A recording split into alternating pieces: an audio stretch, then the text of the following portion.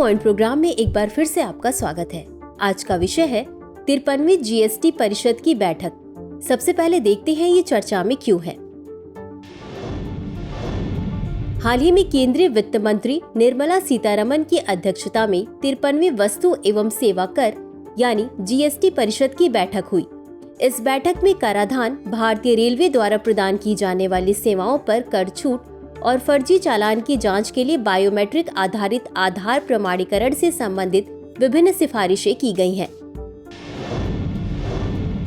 चलिए अब जानते हैं जीएसटी परिषद के बारे में। राष्ट्रपति द्वारा संविधान संशोधन अधिनियम 2016 को स्वीकृति दिए जाने के बाद जीएसटी व्यवस्था लागू हुई।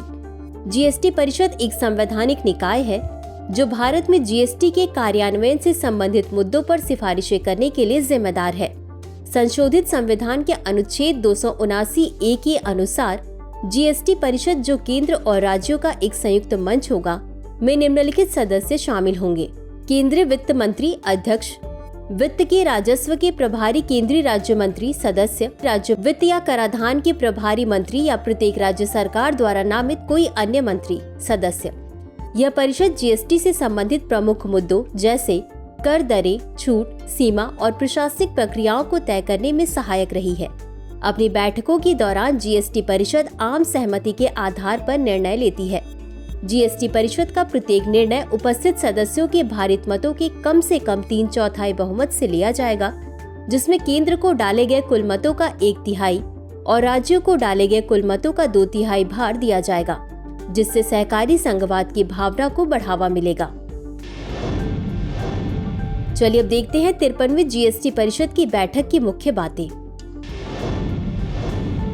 इस परिषद ने सभी सौर कुकरों पर एक समान 12% जीएसटी लगाने का सुझाव दिया है, चाहे उसमें 1 या 2 ऊर्जा स्रोत हों। भारतीय रेलवे द्वारा आम लोगों को दी जाने वाली सेवाएं, जिनमें प्लेटफॉर्म टिकट की बिक्री, रिटायरिंग रूम की सुविधा, वेटिंग रूम, क्लोक रूम सेवाएं और बैटरी से चलने वाली कार सेवाएं शामिल हैं, अब जीएसटी से मुक्त है। शैक्षणिक संस्थानों के बाहर स्थित छात्रों के छात्रावासों को भी जीएसटी से मुक्त रखा गया है।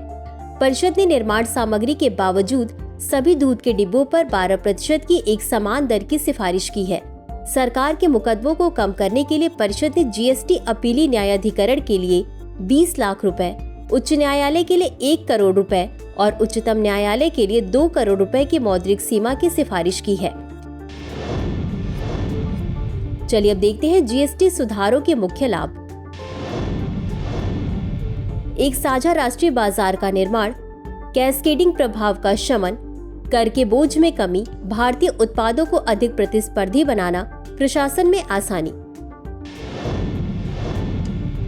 तो चलिए अंत में देखते हैं आज के अभ्यास प्रश्न को। जीएसटी परिषद के संदर्भ में निम्नलिखित कथनों पर विचार कीजिए। 1. जीएसटी परिषद एक संवैधानिक निकाय है। 2. जीएसटी परिषद के अध्यक्ष प्रधानमंत्री होते हैं। 3. जीएसटी परिषद का प्रत्येक निर्णय उपस्थित और मतदान करने वाले सदस्यों के भारित मतों के कम से कम 3/4 बहुमत से लिया जाएगा। उपर्युक्त में से कितने कथन सही है या सही है? ए केवल 1, बी केवल 2, सी सभी 3, डी इनमें से कोई नहीं। इस प्रश्न का उत्तर कमेंट बॉक्स में जरूर दें। आज के लिए बस इतना ही। धन्यवाद।